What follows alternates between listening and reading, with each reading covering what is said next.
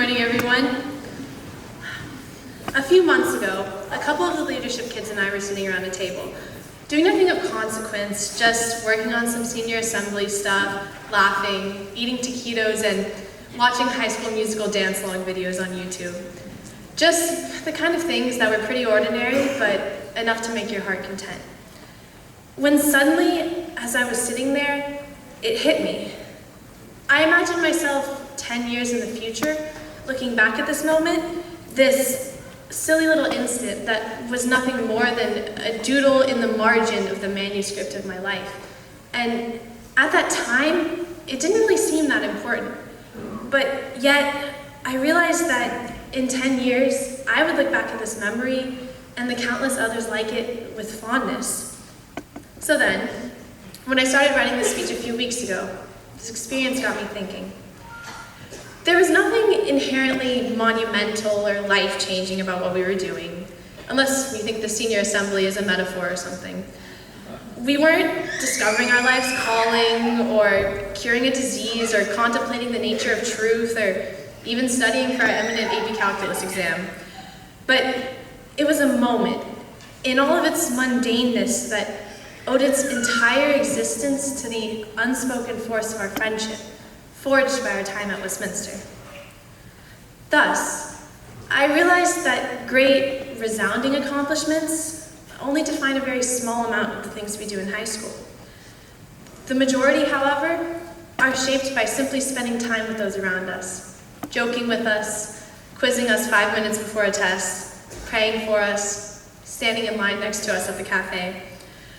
Our high school experience wasn't a subway train, only stopping quickly at the important things like winning the state championship, or receiving an award, or getting a solo in choir, or even being the Saludatorian.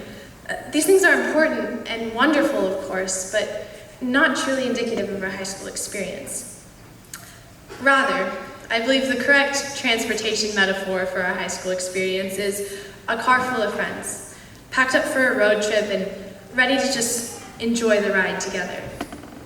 Oceans, or Stone by Stone, was probably playing on the radio when we got in, and we definitely stopped to look for the W way too many times along the way. But the important thing was that we were together, getting out there, and making more moments.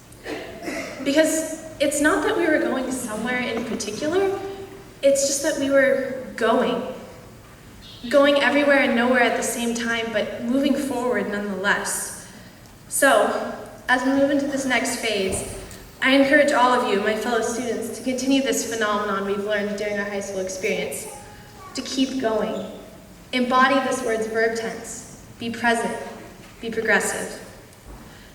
I'm positive that every one of us in this graduating class has had moments like these, events or even just feelings that we only had because we were students at Westminster Christian School in particular. So what's the difference? What made our experience at WCS so contrasting and incomparable to the moments we would have experienced had we been somewhere else? My answer to this question is love. Loving one another as God first loved us, loving one another as a family. And I know I'm one to say the #family movement is a bit cliche, but I think its presence in our school is unable to be denied.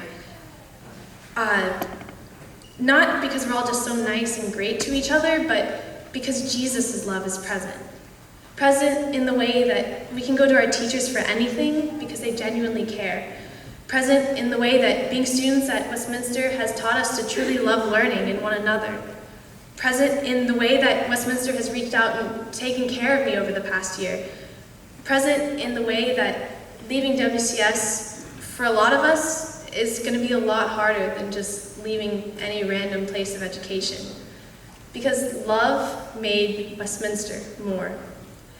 And my prayer is that love will continue to make Westminster more for many years to come, because as I and the rest of my classmates look back on our time, each moment we have experienced has been unmistakably surrounded with love and family and friendship. So I guess what this all causes me to conclude is thank you. Thank you to Westminster, to all of you, for being the underpinning of all these unforgettable moments. Thank you to my parents for teaching me everything I know and for supporting me in all my insanely far-out dreams and sacrificing everything for me to follow them. Thank you to the Brighams, my second family, for taking me in and treating me as their own and allowing me to experience so many more unforgettable moments. Thank you to all my teachers. I desperately wanted to describe the way each and every one of you have impacted me and shaped me into the woman I am, but that would have sent me way over the 7-minute time limit.